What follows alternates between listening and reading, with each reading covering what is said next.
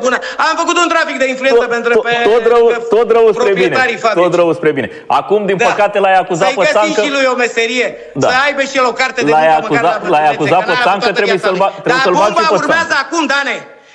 Mâine, solicitarea mea făcută de avocați către procurorul general va face ca dosarul de asasinat al lui Petrică Iordache, celebru om de afaceri găsit mort în 2007 pe un stabilopod pe malul mării la Constanța, să fie redeschis, pentru că el a fost clasat, iar principalul suspect, pentru că martorul a apelat la Rizea. Ce să vezi? Am martorul în mâna mea cu toate probele care n-au fost la vremea aia, iar crima nu se prescrie niciodată. Principalul suspect, Beinur Nureddin, cel la care au ajuns în momentul după moartea lui Petrică Iordache și Ferrariul acela roșu și clubul No Problem din Constanța. Va fi frumos. Luați-vă popcorn și pregătiți-vă. Am luat-o ca pe o exclusivitate, repet, lucrurile trebuie... Eu o să o dau la mine în emisiune, unde îi aștept pe toți de la ora 21, pe www.rizatv.net, pe YouTube Rizea TV, pe canalul de Telegram Spovedania lui Rizea Oficial, cel mai șmecher canal de Telegram din România, cu peste 30.000 de abonați, pe contul de X, unde la 24, orele 00, pe Spovedania lui Rizea Oficial postăm ceva, niște filmulețe XXX cu Țancă în rolul principal. Trebuie să-l sun și pe Țancă acum. Așa, și bineînțeles pe contul de TikTok Rizea TV admin în seara asta. Mulțumesc mult. Trebuie să-l sunăm și pe Țancă, pentru că s-a vorbit despre el. Seară bună, să vedem dacă știe despre ce filmulețe. Și salut pe toți telespectatorii tăi cu drag. Mulțumesc mult. Numai bine. Doamne ajută să vină lucrurile în matca lor firească. Ok, este spectacol, dar în momentul în care se depășește o graniță, lucrurile nu mai sunt chiar amuzante. Iar această graniță, fiecare persoană o are trasată în funcție de sensibilitatea ei. Țancă, bună seara! Mulțumesc pentru intervenție. Te așteaptă o vizionare la 12 noaptea. Da. Ai pregătit un filmuleț, ai idee despre ce e vorba? Nu știu despre ce este vorba, dar poate să pună orice filmuleț ar vrea, pentru că ceva nou n-ar avea ce să pună, pentru că chiar nu are. El vorbește mai mult... Tu ce cauți în tot scandalul ăsta? Cum ai fost? Ce caut în tot scandalul ăsta? Sunt hater în scandalul ăsta, eu. Tu ai sărit de pe margine.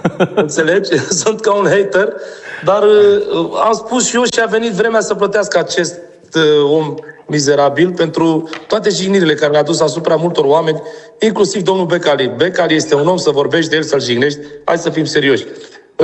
La fel, cu Beinur, la fel. Omul ăsta s-a legat inclusiv de mine și vorbea de firmele mele de societate care le am eu. Și vrea să spună că eu fac ilegalități, spălare de bani și așa mai departe. Deci numai versii uscate de astea inventate de această mizerie de om, domnul Crizea. Te rog frumos, că am rugat pe toată lumea în seara ta să nu jignim. Ok. Te rog mult. Deci acest Crizea, care face numai crize degeaba, s-a înroșit de vreun an de zile, se ceartă cu telefonul. Cu tine personal are ceva cu tine personal? Sau ai ceva de împărțit cu el? Dacă se închide, să știți că e de la baterie și nu sunt acasă. Dacă se dau, o să revin, nu-i problemă. Deci s-a legat de mine personal acum câteva luni și vorbea de mine că eu am probleme cu firmele mele, că nu știu ce, fără să-l bagă seamă, fără să aud de el, nu l-am deranjat în viața mea cu nimic. Nici nu știu cine este. Nu știam cine e. Am înțeles. Da? Și până la urmă vă dați seama că i-am dat și eu un răspuns, i-am dat o replică și acum a venit momentul, ziua cea mare, când cineva i-a făcut-o cum a trebuit și nu este cu suc de roșii, este cu excremente. Vă spun foarte sigur și din sursă sigură. Chiar azi am discutat și singurii care știu sunt Beinur, Cristi Rizea și oamenii de acolo. Prietenul meu de familie, Beinur. Nimeni nu poate confirma 100%, știi? Se poate confirma, pentru că dacă era să nu fie așa, să fie doar un suc de roșii, el ar fi filmat într-o secundă și ar fi arătat că e suc de roșii. Dar o să apară o poză cu Rizea mai târziu, chiar eu o să mă ocup de asta, unde poliția stătea cu spatele la el, că mirosea foarte urât. Deci domnul Crizea și-a luat răsplata pentru tot ce a făcut și să zic că mersi că a rămas doar cu excremente și că n-a fost ceva mai grav. Că dădea de vreun nebun care îl nenorocea pe viață. Dar bine că a rămas să fie mulțumit, să rămână doar cu rahatul, că este bine așa. Fix asta spun eu, indiferent ce ar fi fost. Nu e ok să fie așa. Și faptul că Da. unii oameni, ok, a exagerat, a sărit multe linii da, roșii, te aduce în criterii, disperare a un om vorbit- ăsta care îți a vorbește vorbit de foarte familie, urât de toată copii, lumea, da. dar să Probabil faci că a adus dreptate... oamenii la disperare. Da, e adevărat, probabil că și asta, adică nu contest treaba asta. Chiar nu contest treaba asta, dar să-ți faci dreptate singur nu duce nicăieri, niciodată la ceva Păi bun. hai să spun ceva, Nici- Dan, putea uite să-l unde bată, să putea să ajunge. facă ce vrea el. Exact, puteau Și să-l nu i-a facă făcut multe. nimic, da? Nu l-a atins copalul. I-a făcut o chestie de asta. Eu nu vorbesc acum, eu vorbesc... Ți-e minte, din punctul meu de general. vedere, da, i-a făcut foarte bine. N-aș fi fost de acord să-l bată cineva sau să-l Aduce să-l aminte atingă că cu ceva, vorbeam de pentru că Gigi. nu sunt de acord nicio cu asta. Vorbeam Dar de din Gigi punctul meu de Becali. vedere, cât timp vorbești atât de mult de o familie, de copii și de legi de toată lumea așa, și crezi că iei tu pe toată lumea la rost, trebuie să-ți aștepți și răsplata. Și domnul Crizea și-a primit răsplata din toate punctele, pentru că acela n-a fost suc de roșii. Eu suc de roșii maro n-am văzut în viața mea, Dan, spun adevărat. A fost pe bune răsplata lui la ceea ce el a căutat de atâta timp. Da, repet și o să repet într-una.